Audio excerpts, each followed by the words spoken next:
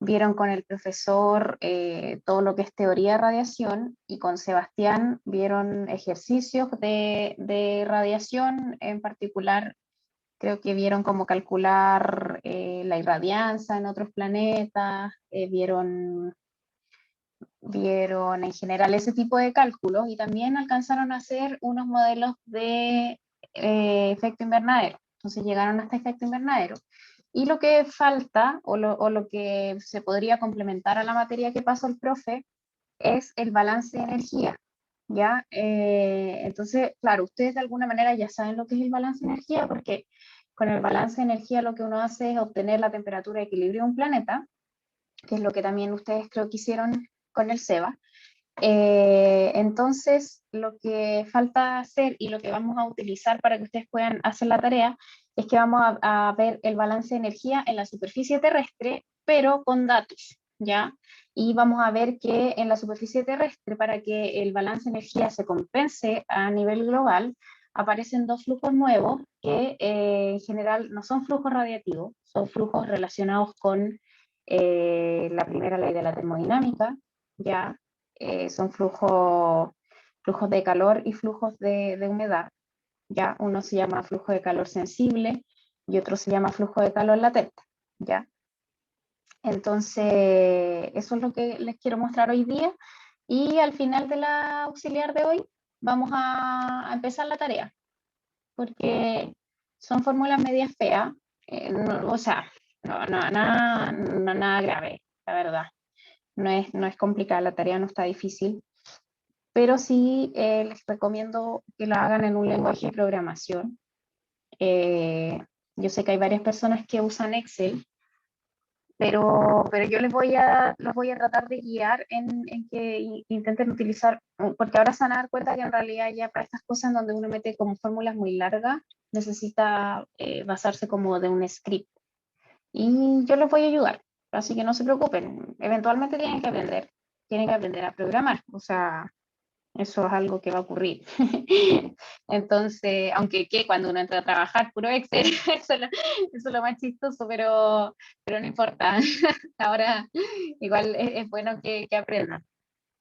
Ya, entonces voy a hacer un súper breve repaso de lo que vieron ustedes con el SEBA y con el profe, pero extremadamente breve, solo a modo de introducción para lo que vamos a ver hoy. Entonces, ah, estoy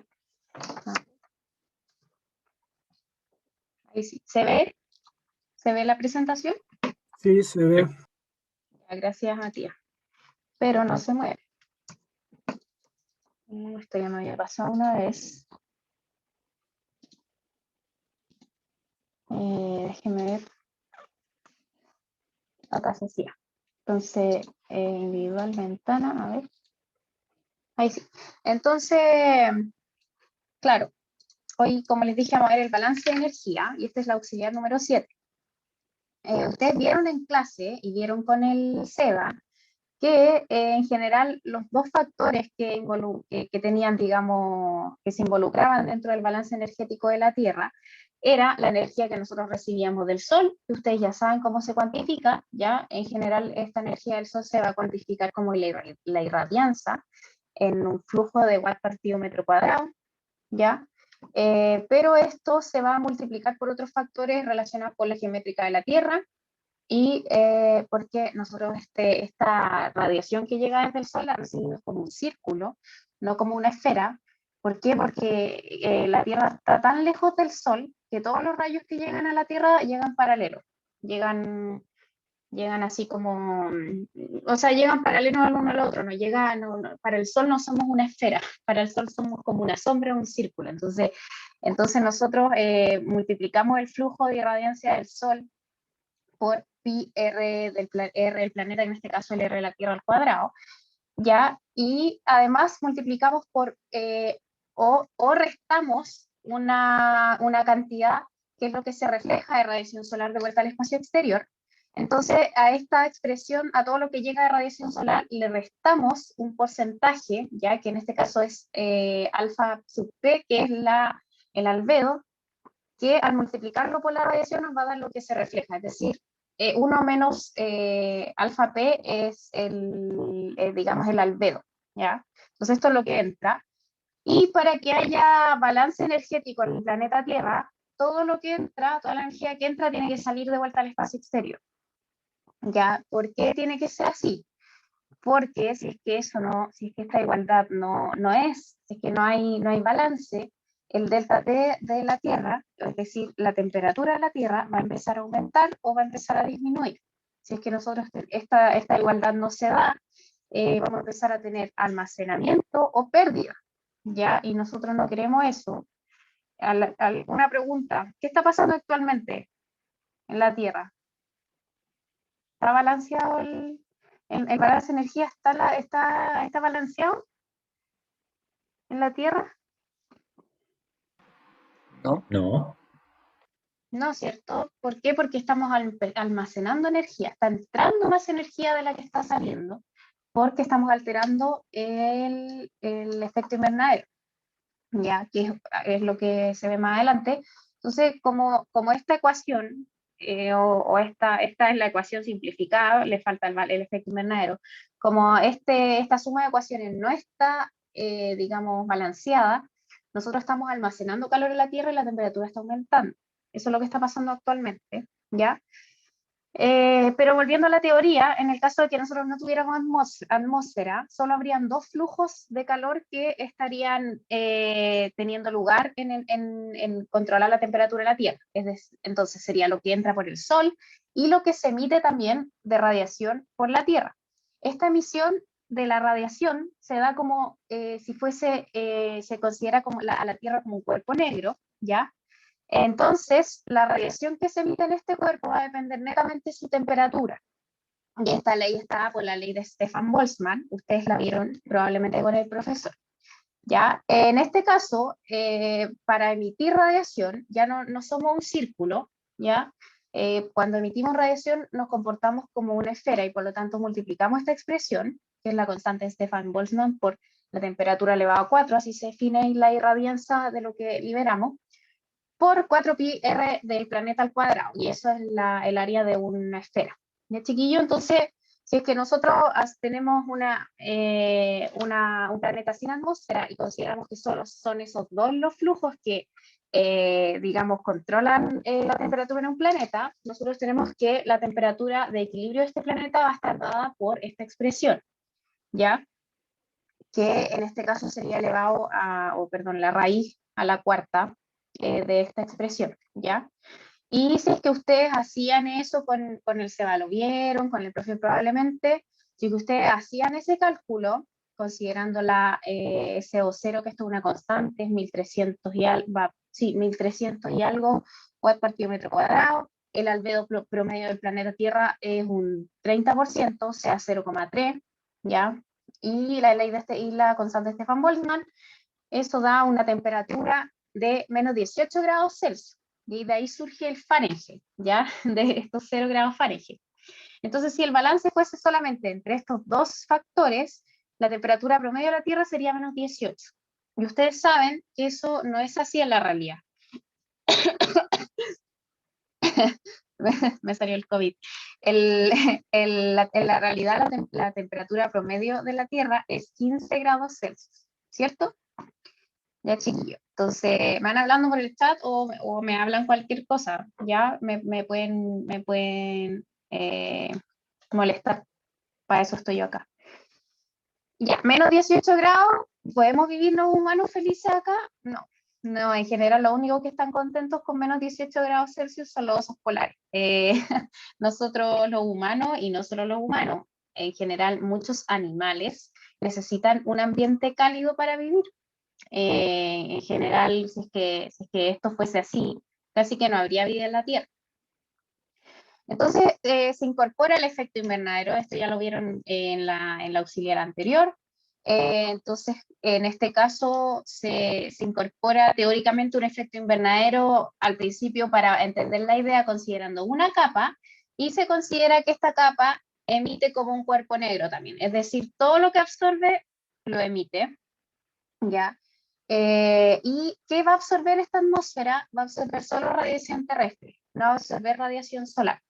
Ustedes saben cuál es la diferencia entre ambas radiaciones, ¿cierto?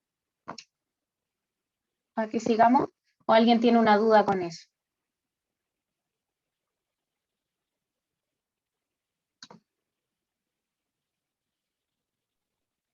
Em, la terrestre es la que viene de la Tierra, ¿no? Y la solar la que viene del Sol.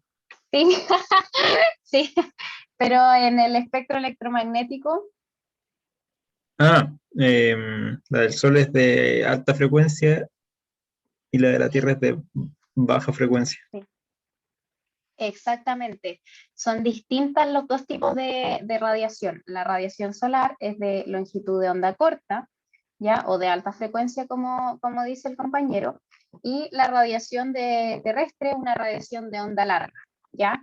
Están distintas en el espectro electromagnético. ¿Por qué son distintas, chiquillos?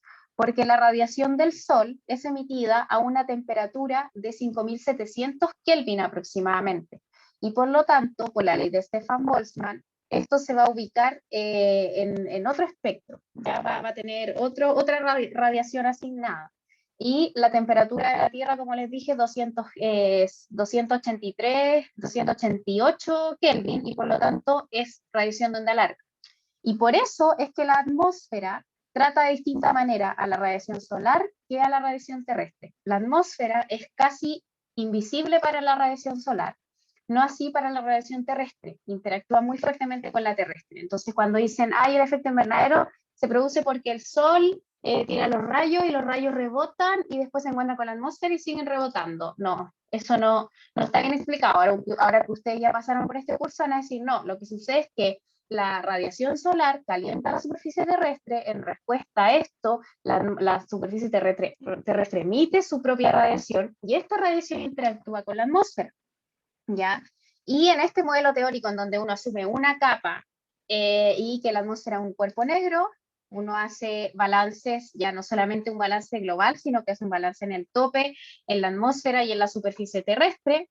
No voy a profundizar en esto porque ustedes ya lo vieron, pero de todos modos acá está todo explicado ya en la misma diapositiva.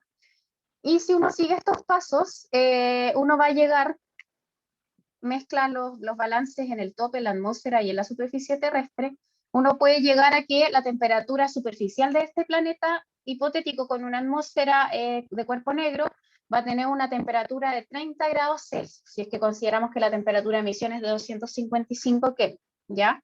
30 grados Celsius, y también este ejercicio ustedes lo hicieron con el SEBA.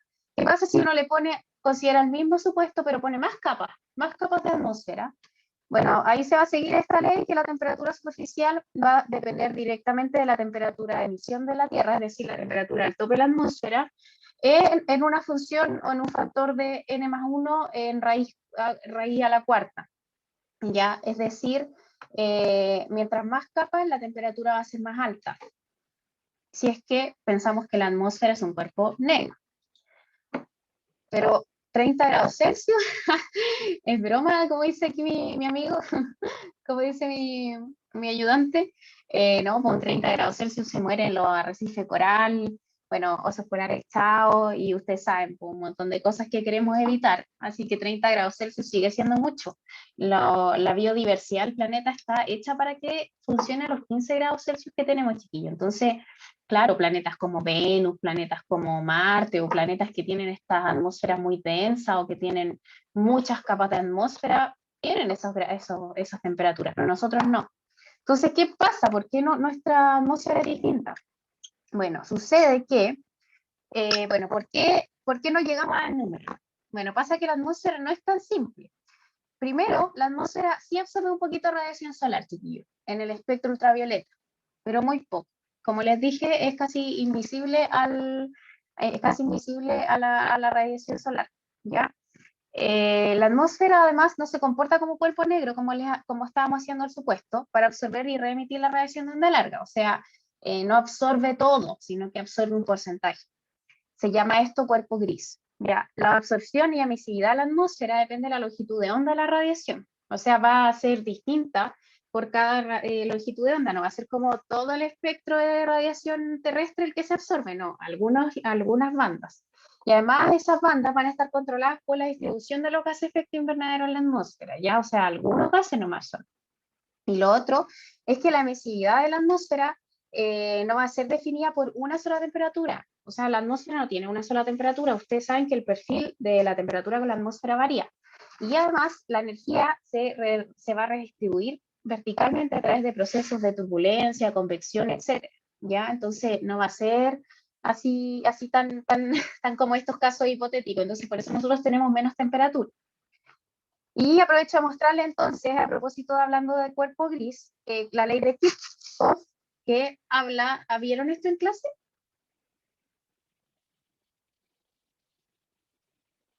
Chiquillo. No estoy seguro.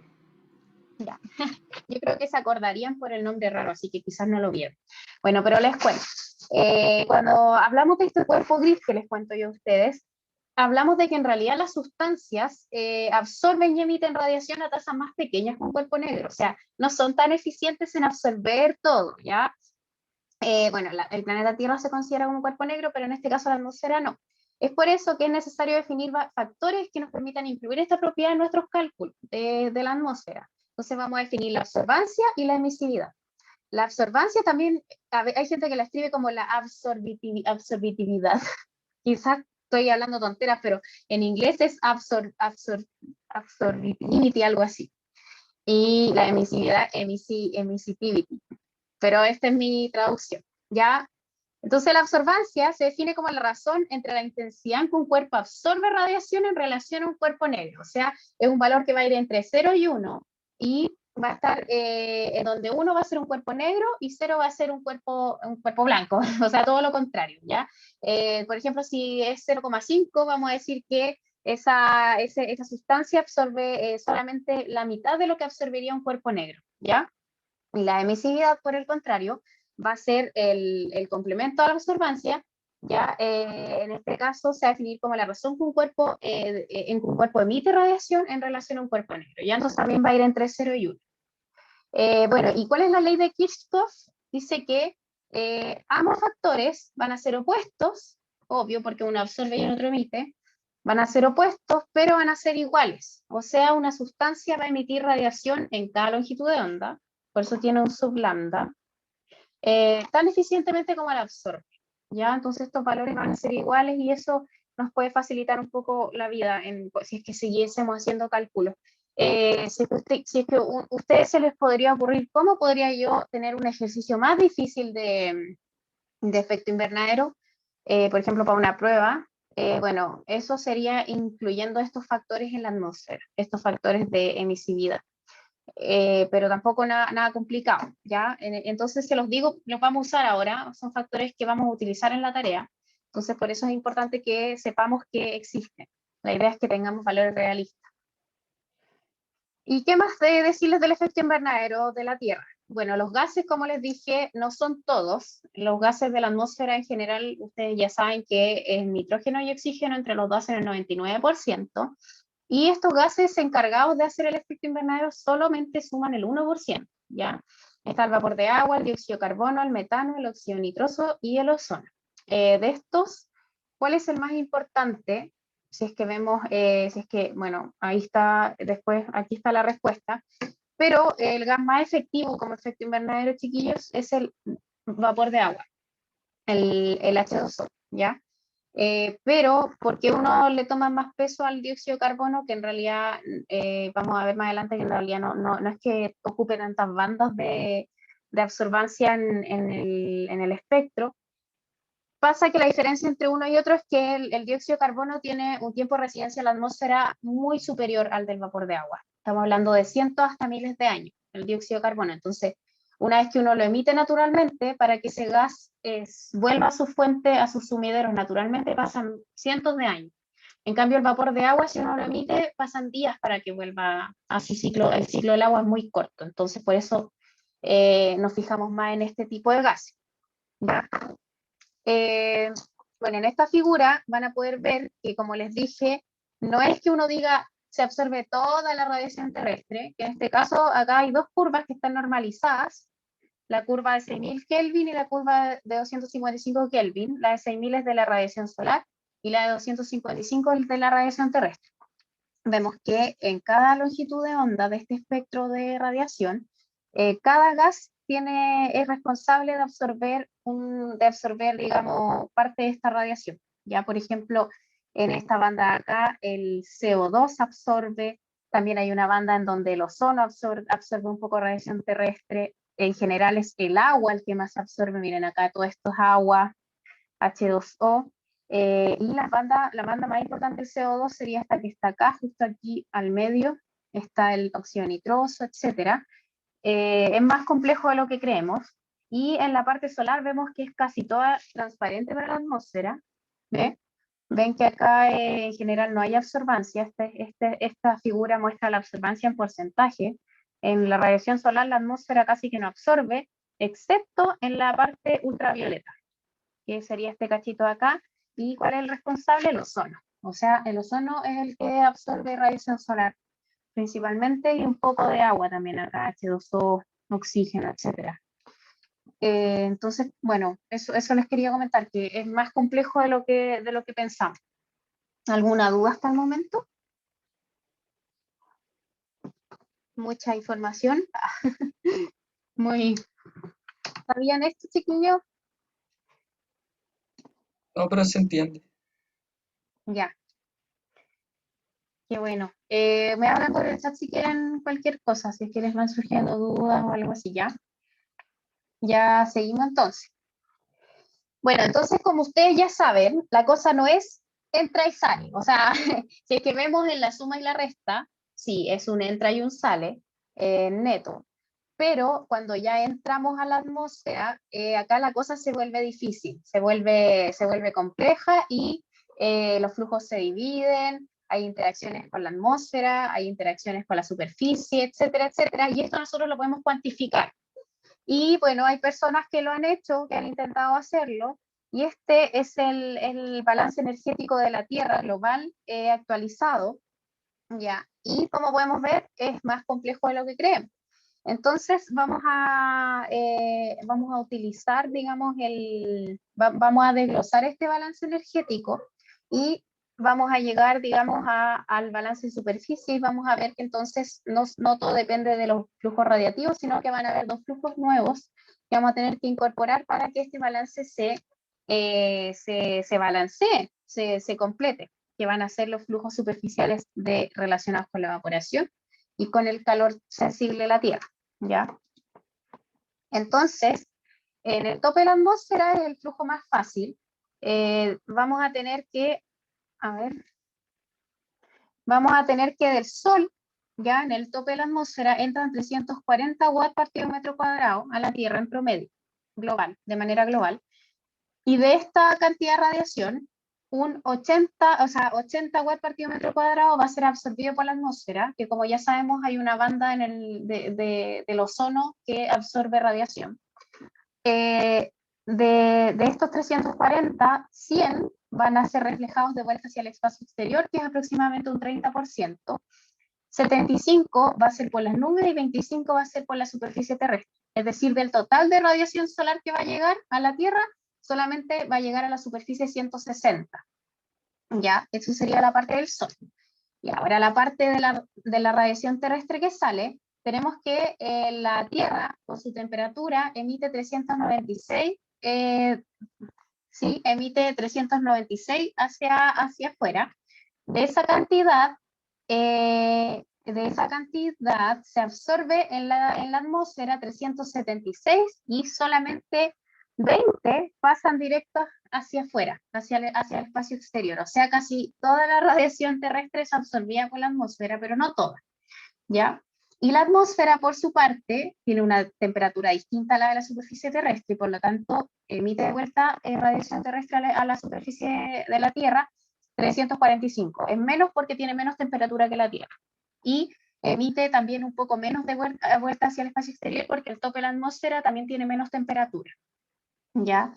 Entonces, en resumen, vamos a tener por este lado de radiación solar liberada 396, pero absorbida 345, ¿ya? Y si es que nosotros ahora vamos a la suma y a la resta, si si es que, perdón, si es que vamos acá a la suma y a la resta, en cada una de las partes vamos a ver que en el tope de la atmósfera entran 340, se reflejan 100, y se pierden 239 watt metro cuadrado de radiación terrestre, lo que no queda cero. ¿Por qué? ¿Por qué les digo que este balance está actualizado? Porque, como les comenté al inicio de la clase, este valor no es cero, es 0.6 watts por metro cuadrado, o sea, la Tierra se está calentando. ¿Ya? Si después se hace el mismo balance en la atmósfera, vamos a tener que hay radiación solar absorbida, hay absorbancia de flujos superficiales, que son calor sensible y latente, que todavía no sabemos qué son, hay radiación terrestre absorbida y radiación terrestre emitida, y en la atmósfera sí es cero, sí es cero el balance. Y ahora a lo que nosotros nos interesa para la tarea, el balance global de energía en la superficie terrestre. ¿Ya? Como vimos en la superficie terrestre se absorben solamente 160 watts por kilómetro cuadrado, ¿ya? Y se emiten de radiación terrestre 51 watts por kilómetro cuadrado. Y si se fijan, 160 y 51 por sí solo nos dan esos 0.6 que tenemos que tener. Entonces necesitamos incorporar dos flujos, que es el calor sensible y el calor latente, para poder compensar este balance de energía terrestre, ¿ya? Entonces, estos flujos, como les comenté, son los que van a hacer que nosotros podamos balancear este balance de energía. Y bueno, ¿y qué son estos flujos? Tanto que hemos hablado de ellos. La capa, bueno, en general existen, estos flujos surgen no por diferencias radiativas, sino que, como ustedes saben, la transferencia de calor puede ocurrir de varias maneras. La transferencia de calor puede ocurrir por transferencia radiativa, por convección, por conducción, y etcétera. Creo que son esos. Entonces, en la Tierra, cuando estamos en la capa límite terrestre, existen una serie de movimientos turbulentos, en este caso, del fluido. ¿Por qué? Porque se generan principalmente por la interacción con la superficie terrestre, lo que se genera, lo que produce que haya fluctuaciones rápidas y caóticas cerca de la superficie terrestre. ¿Qué son estas fluctuaciones? Son diferencias de viento principalmente, que van a hacer que hayan gradientes verticales de energía, de viento, acompañadas de otras variables termodinámicas, ¿ya? ¿Como cuáles? Como la temperatura y la humedad. O sea, si tengo un flujo turbulento, lo que está aquí abajo, por ejemplo, temperatura, no sé, más alta, va a tender a subir. O una temperatura más baja que está acá arriba va a tender a bajar. Entonces vamos a tener intercambio de propiedades por movimiento, ¿ya? O sea, por intercambio de masa. En este caso, va a haber un intercambio de masa para este cambio de calor y de humedad. En este caso, este intercambio de calor, bueno, el intercambio de calor radiativo es sin intercambio de masa, ¿cierto? Ya, entonces este es un balance que no es radiativo, en este caso sería convectivo, ¿ya? Ya, el primero es el calor latente, que primero, antes de explicar cómo funciona el calor latente, tenemos que entender qué es, ¿ya? ¿Qué es este calor latente? Bueno, este calor surge del cambio de fase en este caso, del agua, ¿ya? Entonces, si es que nosotros, ¿cómo se ejemplifica esto? Si es que nosotros agregamos calor a un sistema bajo ciertas condiciones, este va a producir, en vez de un cambio de temperatura, un cambio de fase, ¿ya? Por ejemplo, si es que tenemos un cubo de hielo y nosotros queremos que este cubo de hielo aumente su temperatura, ya el cubo de hielo va a estar a 0 grados Celsius y nosotros vamos a empezar a agregar calor al cubo de hielo. Y el cubo de hielo va a seguir teniendo 0 grados Celsius hasta que toda el agua esté en estado líquido. Cuando el agua está en estado líquido, recién va a empezar el cubo de hielo a aumentar su temperatura. Entonces, ¿qué pasó? Que tuvimos que agregar calor al sistema, pero ese calor no se vio, no se vio reflejado en un cambio de temperatura, sino que se vio reflejado en un cambio de fase, en este caso de derretimiento. Y no solamente hay calor latente de derretimiento, sino que también hay calor latente de condensación, ya cuando el agua pasa de agua líquida a vapor de agua, ¿no? Esto está mal puesto, ¿cierto?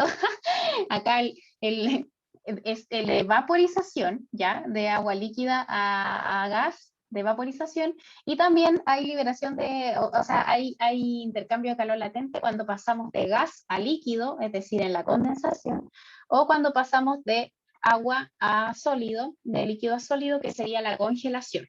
Entonces, si es que nosotros necesitamos agregar calor para poder derretir, ¿ya? Ese calor latente va a necesitar energía, ¿cierto? Entonces vamos a absorber energía para que ocurra este cambio, ¿ya?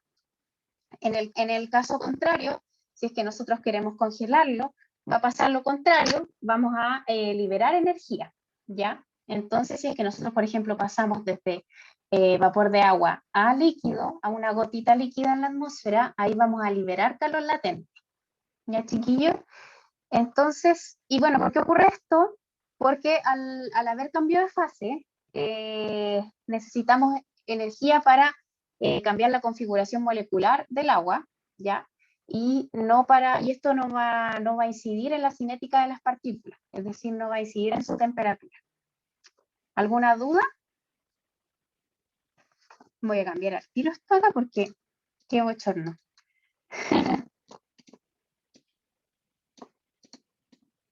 Ahí está. No, sí. Ya, entonces seguimos.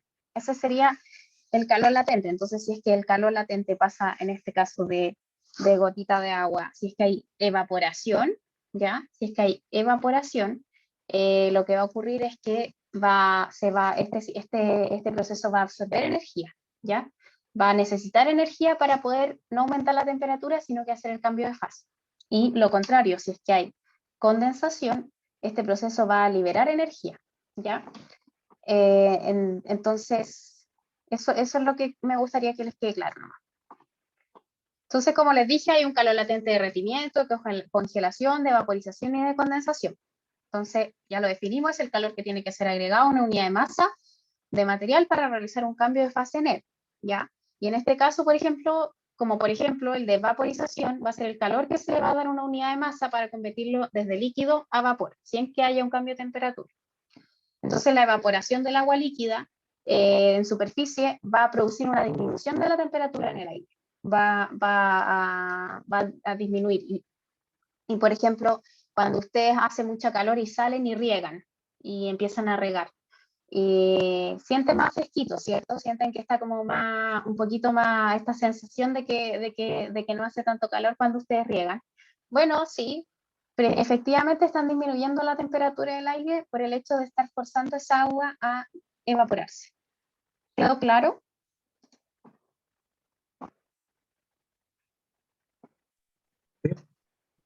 Sí.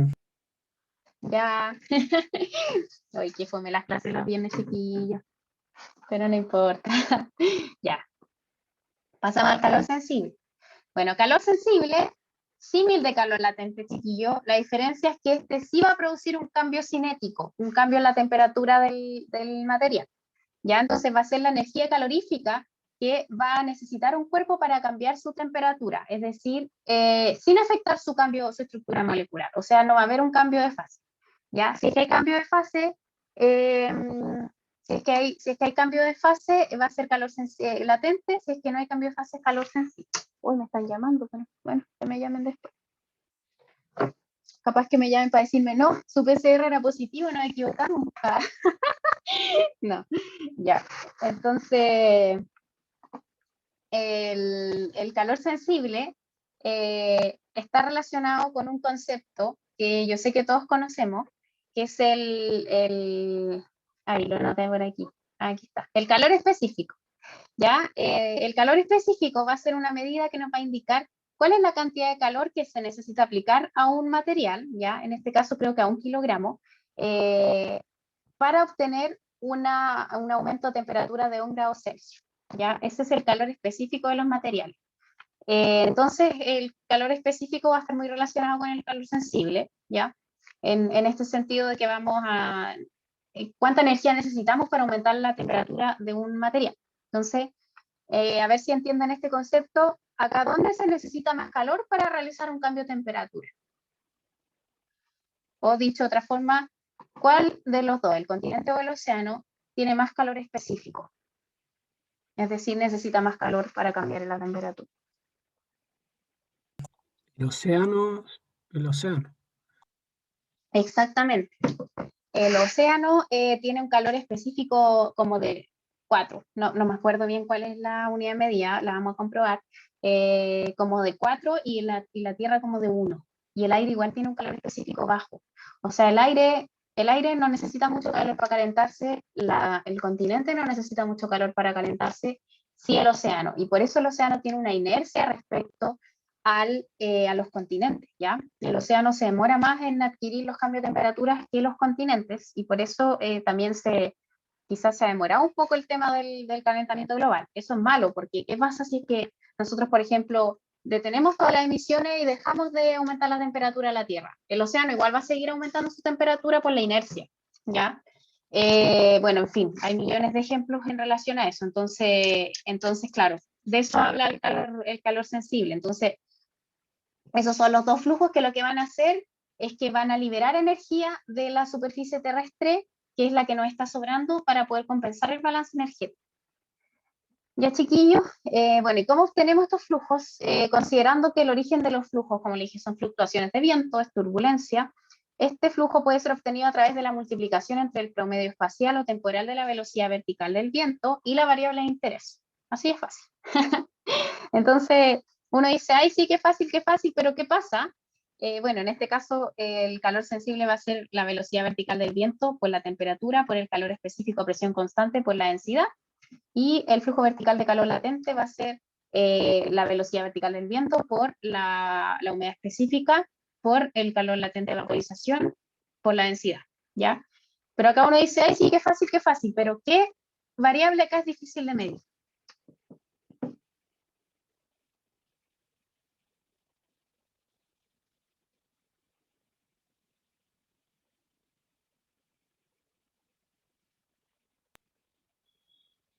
No estoy seguro.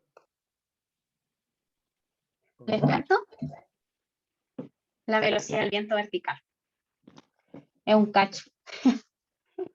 Es súper difícil. Bueno, aparte de que es muy difícil, es muy bajito. Los valores de velocidad vertical del viento son súper pequeños en superficie, entonces son valores turbulentos, son valores que en general, ¿por qué son difíciles de medir?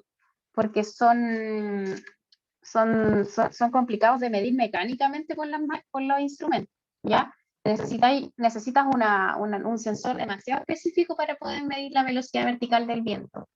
Entonces ahí se nos empieza a complicar un poco la cosa, ¿ya? Además, estos flujos, como les dije, son flujos que no ocurren en la escala media, no son flujos así como digamos que estén durante todo el día así, no, son turbulencia y la turbulencia tiene escalas de tiempo muy cortas. Entonces puede haber un poco de flujo vertical hacia arriba y después otro hacia abajo y después otro hacia arriba y después otro hacia abajo. Entonces las mediciones que necesitamos, aparte de que tienen que ser muy sensibles, tienen que ser tomadas en intervalos de frecuencia muy cortos. Y muy cortos me refiero a muy cortos, me refiero a más frecuentes que un segundo, porque la turbulencia es muy rápida, la turbulencia es caótica, la turbulencia es desordenada, sube, baja. Entonces, en general, los instrumentos con los que contamos no nos permiten obtener este tipo de mediciones. Entonces, para lidiar con este problema, lo que hacemos es que dividimos estas variables como una suma entre el promedio, su comportamiento promedio, más la turbulencia, ¿ya? La turbulencia la vamos a obtener entonces como una medida de desviación estándar en torno a este promedio. ¿Ya? Entonces vamos a aplicar esta forma a todas las variables de estudio, al viento superficial, bueno, al viento vertical, la temperatura y la humedad específica. ¿Ya? Y vamos a volver a calcular los flujos de calor sensible y calor latente en superficie, pero solo considerando las anomalías. ¿Ya? En este caso, entonces, como les digo, el promedio de la velocidad vertical del viento es muy pequeña, ¿ya? Así que se desprecia la variable promedio, nos quedamos solo con la anomalía, ¿ya, chiquillos? ¿Se entendió eso? Si es que nosotros vemos el viento vertical, ahora, por ejemplo, lo medimos afuera y lo medimos durante todo el día y hacemos el promedio, muy probablemente eso vaya a ser 0. Es despreciable, porque no hay velocidad vertical del viento en general en superficie, ¿ya? Entonces, ¿qué no va a ser cero? La anomalía. La anomalía va a ser distinta de cero sí o sí. Entonces, por eso nos quedamos solo con ese valor en los flujos de calor superficiales. ¿Ya, chiquillos? Bueno, finalmente, lamentablemente las estaciones meteorológicas no miden anomalías de velocidad turbulenta, ni temperatura, ni tampoco humedad. Así que necesitamos otra manera de obtención de estos flujos. Bueno, gracias al universo y al cielo, una persona alguna vez en el mundo dijo, ah, ya se me ocurrió una idea. Voy a inventar las fórmulas aerodinámicas o las conocidas Wolf fórmulas, que lo que hacen es obtener estos flujos superficiales a partir de relaciones del viento promedio en altura, que en este caso es U a una altura R, ¿ya? Por la diferencia de las variables en estudio, las variables de interés entre la superficie y el aire, ¿ya? En este caso, la temperatura en superficie para el calor sensible y la temperatura del aire a una altura ZR, ¿ya? El calor latente, por otro lado, misma historia, va a depender del viento promedio. ¿Qué viento el viento horizontal, ¿ya? Porque ellos saben que la turbulencia depende del viento, de las diferencias de viento con la altura, ¿ya? De viento horizontal, de cizalle, por la diferencia de las variables, en este caso de la humedad específica. ¿Ya? Entonces así se obtiene y así es como lo vamos a obtener en la tarea, chiquillos. Algo que les llame la atención de acá, este CDH, acá son distintos estos coeficientes aerodinámicos, son específicos para cada uno y se calculan y dependen de la rugosidad, dependen del uso del suelo, de un montón de factores, pero en general uno asume su número para ciertos cálculos, ya que es lo que vamos a hacer ahora también. Acá este debiese ser CE, me parece, pero es distinto, son diferentes, ¿ya? Yo me equivoqué en la escritura. Ahí está, DE. Entonces, bueno, acá sale qué es cada cosa. UR es la velocidad del viento horizontal a una altura R, las temperaturas, las humedades y los coeficientes de transferencia aerodinámica. Ya, ¿alguna duda hasta el momento? No, estamos bien con el tiempo. No. Ya, perfecto. Entonces, continuamos con algunos ejemplos que quiero mostrarles, ¿ya? Porque la tarea depende de un ciclo diurno, ¿ya? En la tarea nos dan datos que van desde las 00 hasta las 00 del otro día, ¿ya? Entonces, van a tomar datos de un día entero. Y todos los flujos que ustedes conocen y que tienen lugar en el balance de energía, que son todos estos, sobre todo los superficiales, tienen variación diurna, ¿cierto? ¿Por qué? Principalmente porque la radiación solar tiene variación diurna, chiquillos, ¿ya? Entonces, en esta figura vemos que durante un día completo, todos estos flujos varían, ¿ya? Hay algunos que varían menos, otros que varían más. Principalmente en este gráfico vamos a ver solamente los relacionados con la radiación. ¿Qué pueden ver acá ustedes?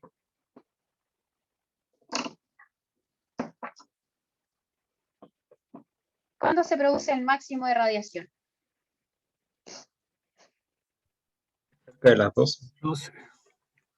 Cerca de las 12 del día hora local. Y eso está bien, es lo que nosotros pensamos, que a esa hora más o menos el Sol está en su punto más, digamos, o en realidad la radiación llega en su punto más directo a la superficie terrestre, así que ese es el fin. En este caso, RS va a ser, S rayita abajo menos S rayita arriba va a ser la radiación solar neta que va a entrar a la Tierra, ¿ya? Neto quiere decir que es lo que entra menos lo que sale. Lo que sale va a ser la reflejada. Entonces, esta línea azul durante la noche es cero porque no llega radiación del sol en la noche. Y durante el día rápidamente crece hasta alcanzar su pico a las 12 del día. Y luego nuevamente comienza a bajar y a las 8 de la noche, en este caso, en este ejemplo, es cero de nuevo, ¿ya? Esa es la radiación solar. Ahora las líneas rojas, podemos ver la radiación, en este caso la línea roja negativa, podemos ver la radiación terrestre neta, que es la radiación terrestre que entra, menos la radiación terrestre que sale. La radiación terrestre que sale es la radiación terrestre que emite el planeta, y en este caso vemos que siempre se mantiene en torno a los 350 watts por metro cuadrado. Sin embargo, durante el día aumenta su valor en 100 watts por metro cuadrado. ¿Por qué? Porque lo hace en respuesta al calentamiento que recibe del sol durante las horas diurnas, y luego en las horas nocturnas vuelve a tener valores cercanos a 350 watts por metro cuadrado.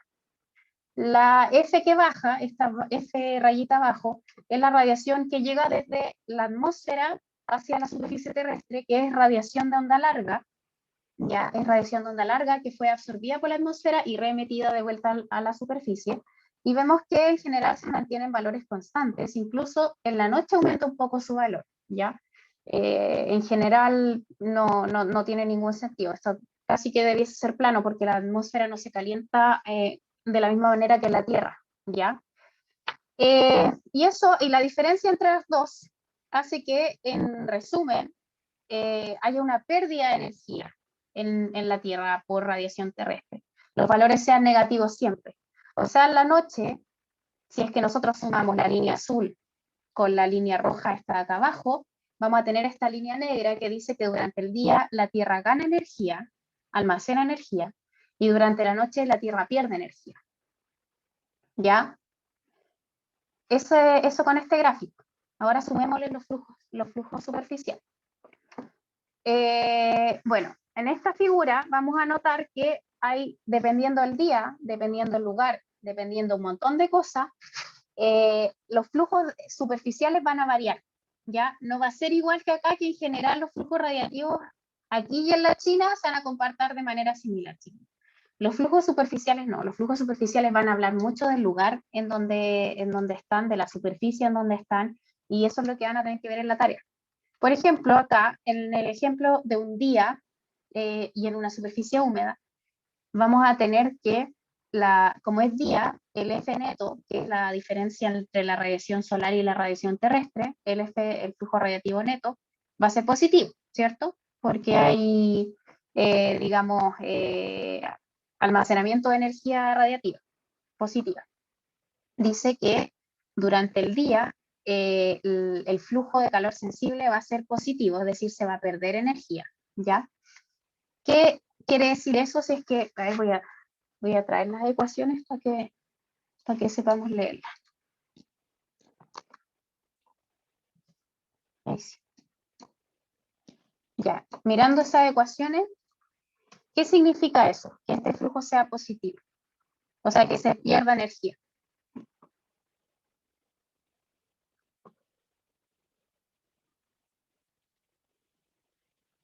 Que la temperatura de la superficie va a ser mayor que la temperatura del aire, porque SH va a ser positivo. ¿Ya? O sea, es de día, se está calentando la superficie de la Tierra está más caliente que el aire, y por lo tanto va a haber pérdida de calor sensible hacia la atmósfera, ¿ya? Y la Tierra se va a enfriar. Calor latente, también es positivo y es súper grande, es más grande que el calor sensible. ¿Por qué? Porque dice superficie húmeda, o sea, está saturado el suelo, o sea, QS va a ser mayor que QA y esto va a ser positivo, lo mismo. ¿Ya? Es el caso A. Caso B. Nombre, nada que ver. Nombre, le puse, no será noche. Ahí. Noche, aire húmedo. Ya, noche. ¿Qué pasa con el radiativo? Es negativo en la noche. Si bien, acá en esta figura podemos ver que durante la noche el flujo radiativo es negativo porque se pierde radiación en la noche. Entonces, es negativo, pero no es tan negativo. O sea, no es tan como este. Es como un poco negativo. ¿Ya? Y dice que durante la noche el aire está húmedo. ¿Qué quiere decir?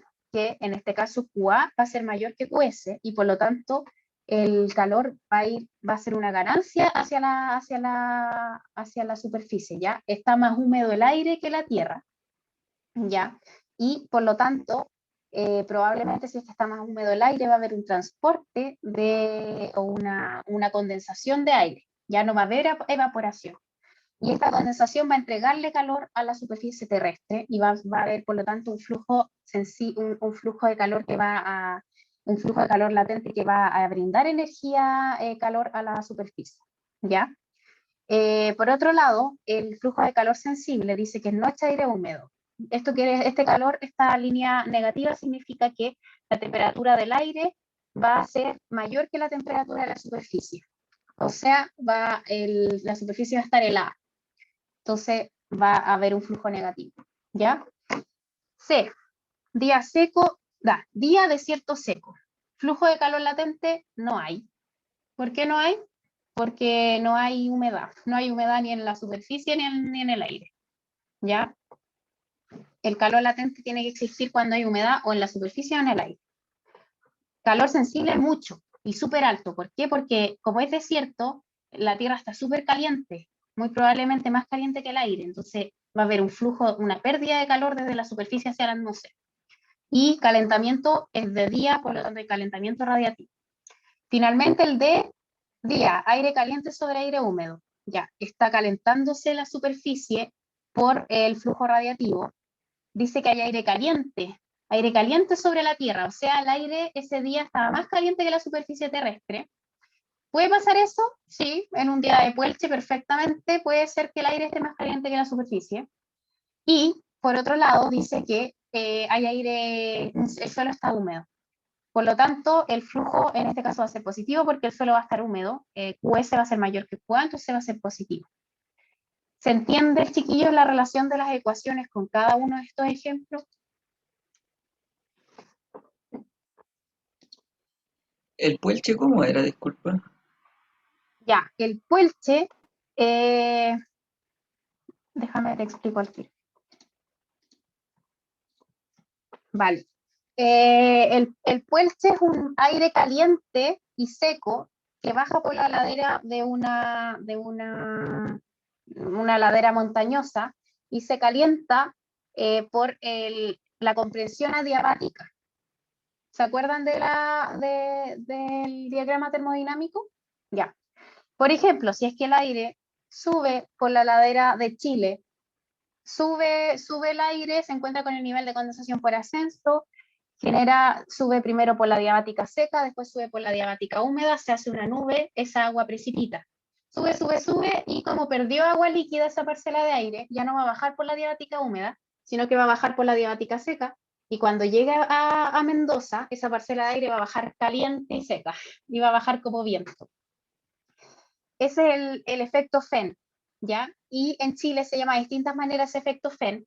Se llama viento Puelche en el sur, se llama viento sonda acá en Santiago, y en el norte no sé cómo se llama, pero es un calentamiento y secamiento del aire, ya sea porque perdió la humedad al otro lado de la montaña o porque bajó forzosamente y se calentó adiabáticamente el aire. ¿Se entendió? Sí. Ya. Gracias. Entonces, bueno, eso podría ocurrir en este caso en que el aire está más caliente que el suelo. Y eso en la realidad ocurre, bueno, sí, ocurre, pasa que estos perfiles varían. Uno ve acá el RS igual en todos lados, chiquillos. ¿Qué es lo que varía? Lo que varía son los flujos superficiales, según el lugar en donde estemos. Por ejemplo, en este caso dice Cornfield, Madison, Wisconsin, 1952.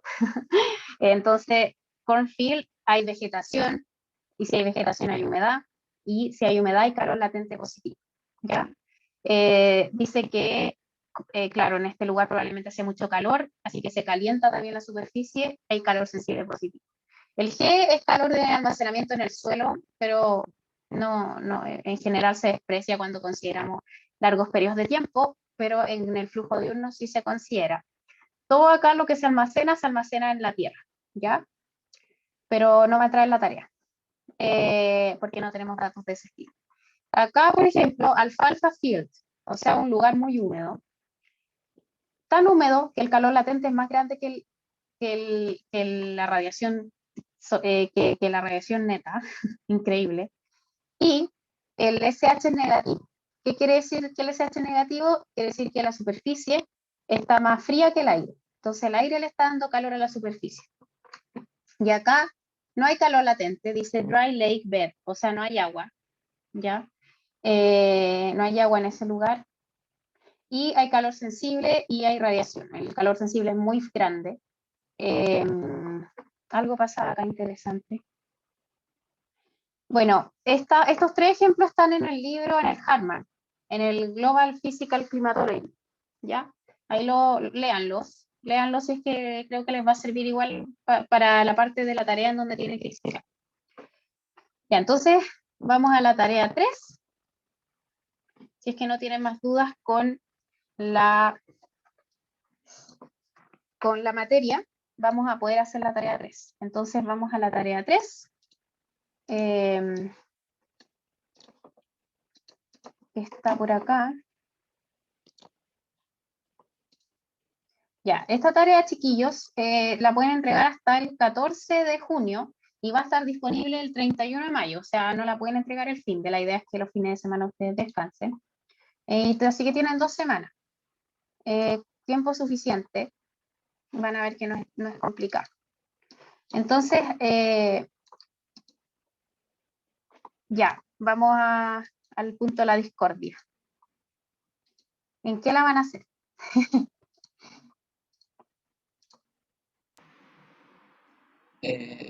Python.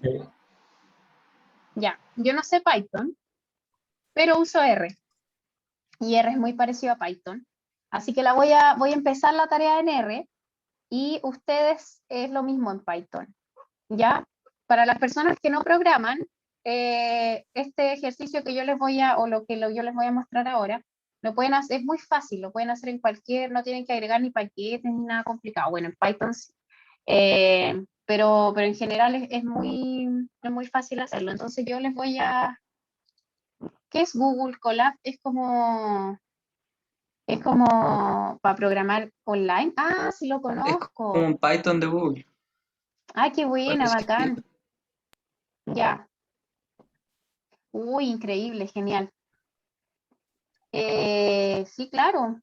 Si tú sabes utilizarlo, yo no tengo problema en cómo hagan ustedes su tarea. Yo lo voy a hacer en R ya. Entonces, em, yo tengo una tarea ya como avanzada. ¿Dónde está? Acá.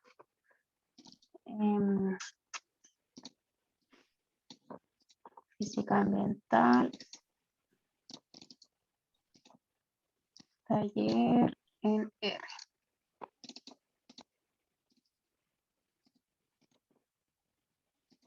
Ya, chiquillo, vamos a leer la tarea entonces.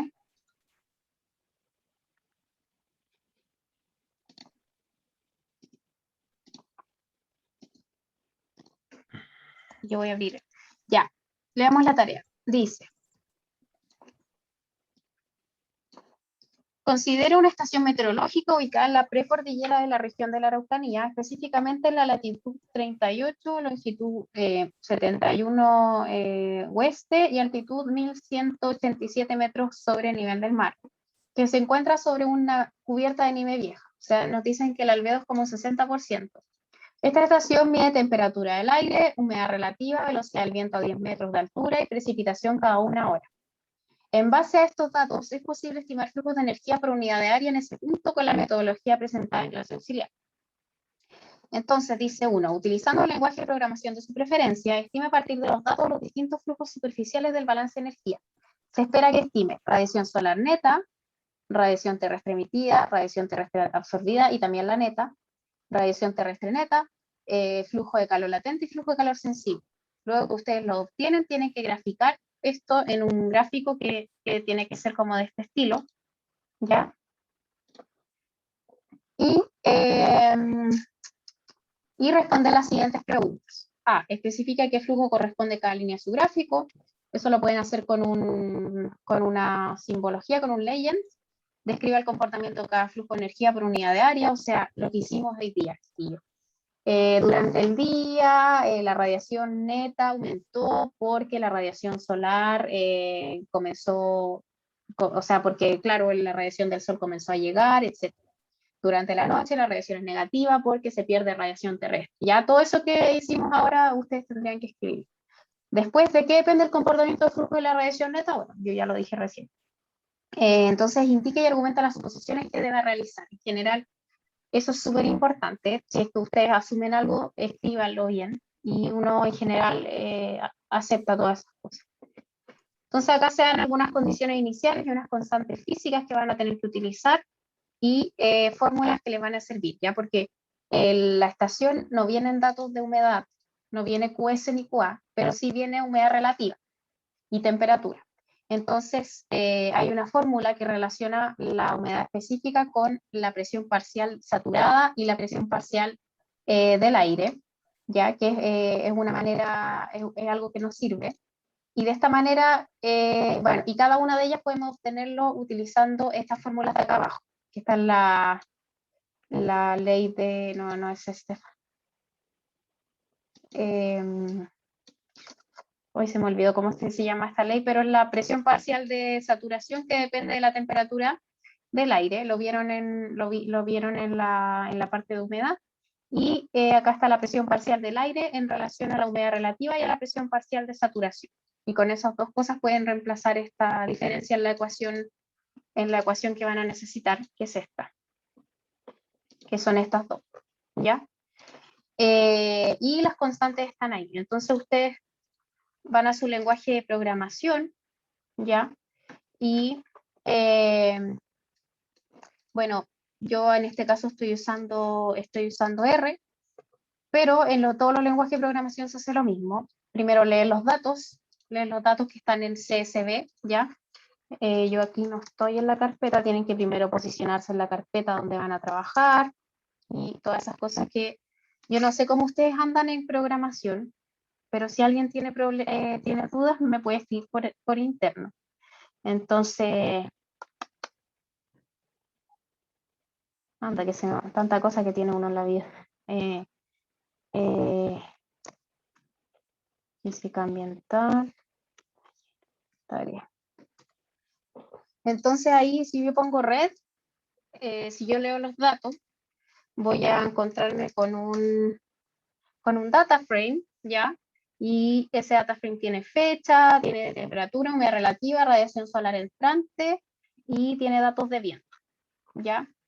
Si es que yo quiero saber qué tiene, bueno, en R se usan estos comandos, pero probablemente en los otros también hayan, puedo ver el class, es un data frame, puedo ver el head, puedo ver los primeros datos para saber cuáles son las columnas, que hay una de temperatura, humedad relativa, etcétera. En general, acá viene la fecha, pero a mí me gusta hacer los vectores de fecha. Entonces acá yo en R hay una manera de hacer un vector de fecha, en MATLAB y en Python también hay maneras de hacerlo. Los datos, como podemos ver acá, van el 1 de noviembre, el 1 de septiembre del 2011 y van desde la 1 de la mañana hasta las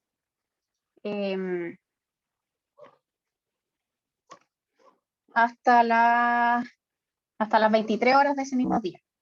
¿Ya? La temperatura está en grados Celsius y ustedes la van a necesitar en Kelvin, así que súmele 273.15, aíslen los datos de temperatura, humedad relativa, velocidad del viento y de radiación, los aíslan para que sea más fácil trabajar después con ellos.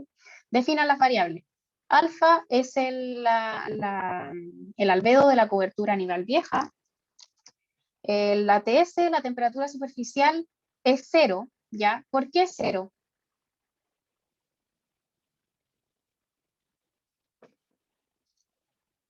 Todo esto está en la tarea en todo caso, TS nieve 273.15, pero es 0 por algo.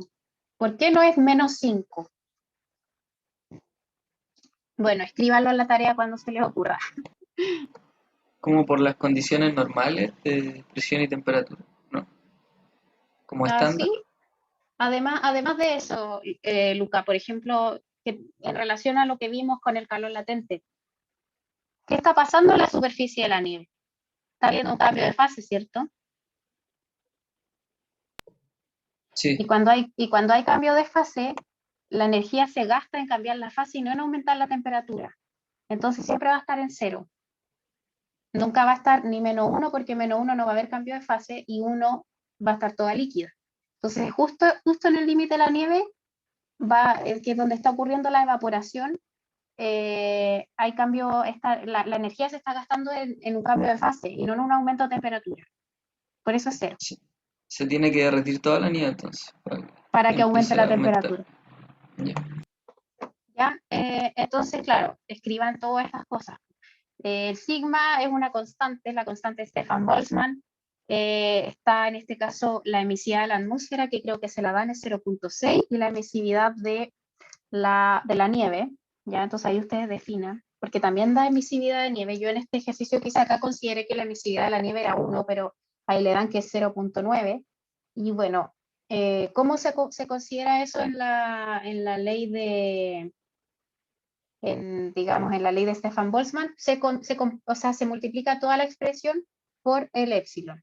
Entonces, en este caso de la atmósfera y de la nieve. Después está el calor específico del aire, que son valores constantes, calor latente, la presión atmosférica. Ya, acá ojo, acá tienen que tener ojo. Acá yo puse 1013 y puse densidad del aire 1.27 para hacer el ejercicio, pero en esta tarea les piden que ustedes estimen. ¿Por qué? Porque esta estación está en altura, chiquillos, está a 1187. Entonces mi hint, mi prueba, o sea, perdón, mi ayuda para ustedes es que esto ustedes tienen que estimarlo usando una ecuación. ¿Cuál ecuación? La ecuación ipsométrica. ¿Ya? ¿Se acuerdan de eso? Bueno, estudien. Sí. Ya, con la ecuación ipsométrica van a poder obtener a partir de un valor de altura, que ustedes ya saben cuál es la altura de la estación, una presión estándar en la estación, a partir de esta presión inicial. Esta es la presión a nivel del mar estándar. Ustedes tienen que bajar esta presión a nivel del mar a nivel de altura de la estación. Lo mismo con la densidad. Y eso lo hacen con la ecuación ipsométrica. ¿Ya? Entonces, ahí ojo con eso. Después tienen los coeficientes, que en este caso son los mismos. El coeficiente turbulento es igual para el calor latente y para el calor sensible. Y la constante del gas, del vapor de agua, parece que no la usa. Bueno, el primer flujo es la radiación solar, que ustedes tienen en sus datos radiación solar entrante. Eso se mide con un piranómetro en una estación meteorológica. Y ustedes tienen que considerar el albedo, ya que el albedo para ver cuál es la radiación solar que realmente entra. Entonces aquí calculan radiación solar entrante, radiación solar reflejada. Después tienen que calcular la radiación terrestre emitida por la Tierra, que en este caso depende de la temperatura de la superficie.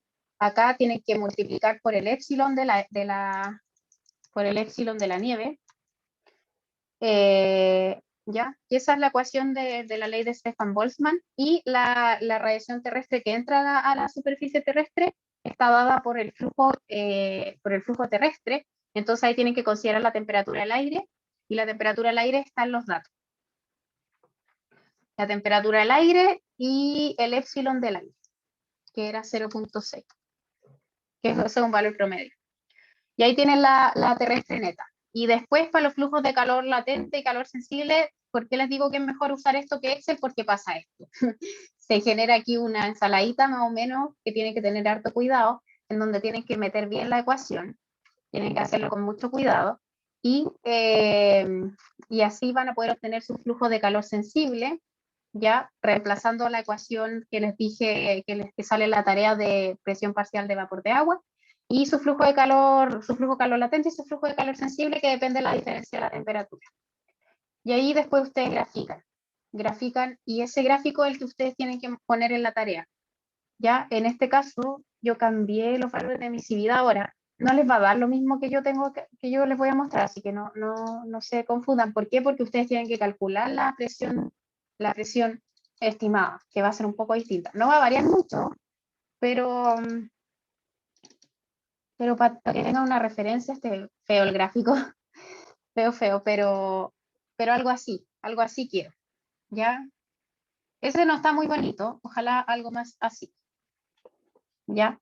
Uno más bonito, pero lo importante es que tiene que tener leyenda, y ustedes después especifican cuál es cuál. No, esto no sé si está bueno o malo, les digo que así más o menos tiene que, ojo con las unidades de medida, acá al lado, esto tiene una unidad de medida, tiene que estar bien puesto los ejes, etcétera, etcétera, etcétera, etcétera. ¿Alguna otra duda? ¿O están, y con eso están listos para hacer la tarea?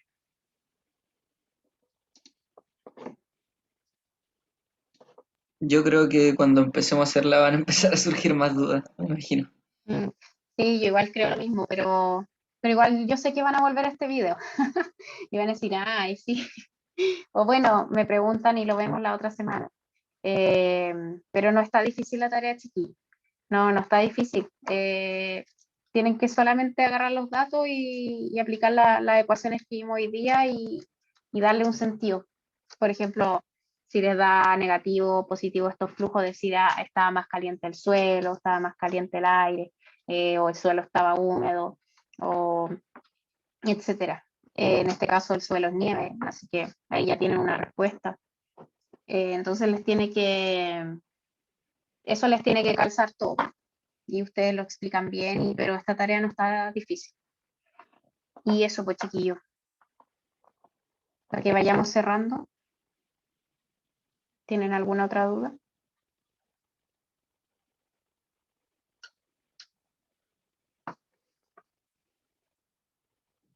Ya, si no, los libero. Ya pues chiquillos, que tengan un súper, súper, súper lindo fin de semana. Espero que descansen porque utilicen sus días de descanso para que puedan tener energía la otra semana y puedan seguir con